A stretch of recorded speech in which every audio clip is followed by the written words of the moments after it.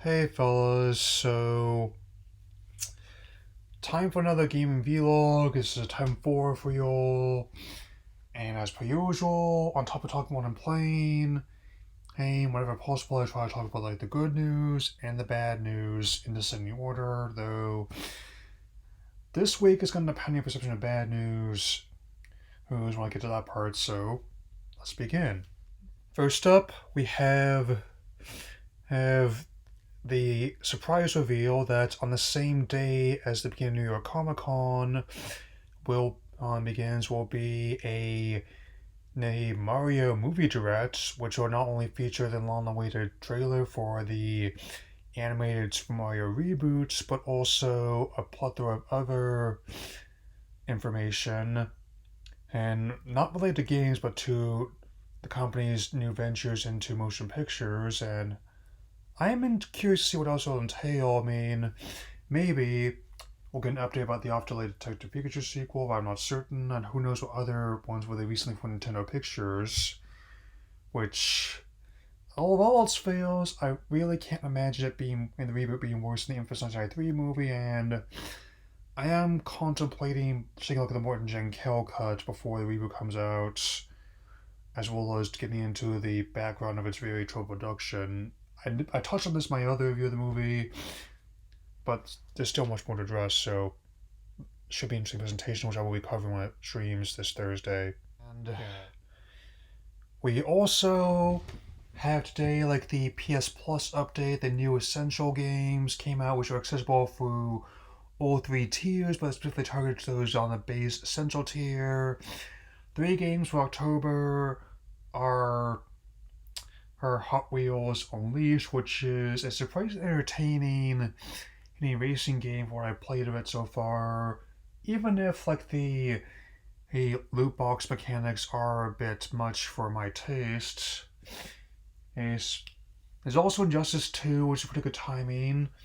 I mean, for this DC fighting game, which is more than just like Mortal Kombat wearing DC Comics skin. And even though NetherRealm and Ed Boon are involved with both games, I am definitely liking that because, like, with Black Adam coming in later this month, it should be a nice little collab. And they both got an indie title, the excellent Super Hot. Super Hot. Yeah, you might have seen some of the clips I uploaded from the PS Plus playthrough I did before, and I definitely look forward to trying this more very soon.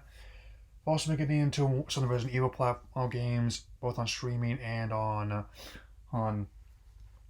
the download system. Like ones I have not played as much yet, but also ones I've played extensively as well. So, especially since I have other Resident Evil content we thought less from to talk about in mind this month, of course.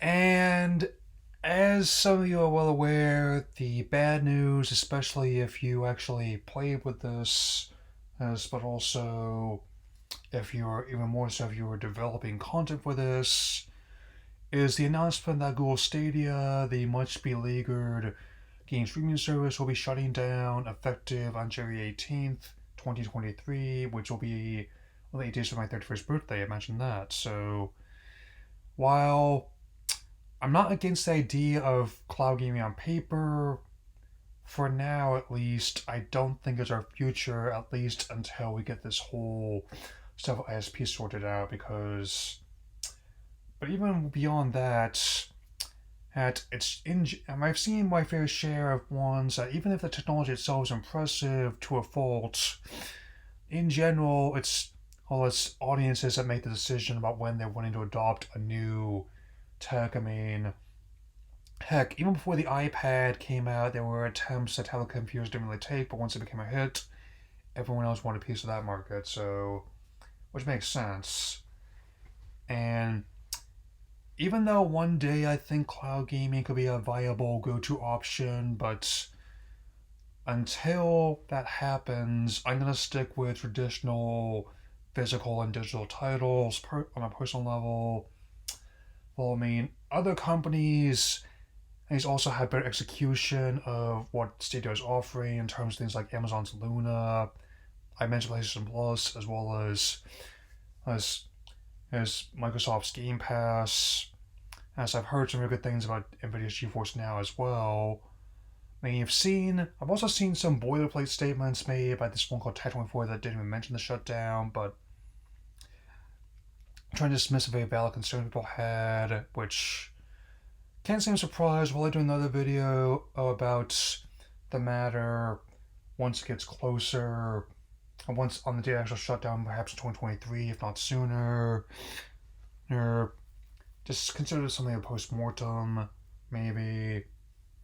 And imagine that. Some Yahoo, when I was in middle school, once claimed they owned everything. Even when I tried to tell them what I spoke, they wouldn't listen.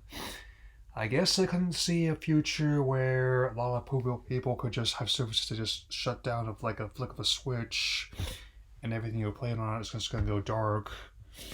I'm at least glad they're offering refunds if people who did buy this, but as for that one guy who had the state logo tattooed on their shoulder, I just hope they have a good tattoo remover on phone number on dial. So anyway, that'll be all for now. I'll see you tomorrow with my next Andor vlog, and I'll talk to you all soon. Take care, everyone.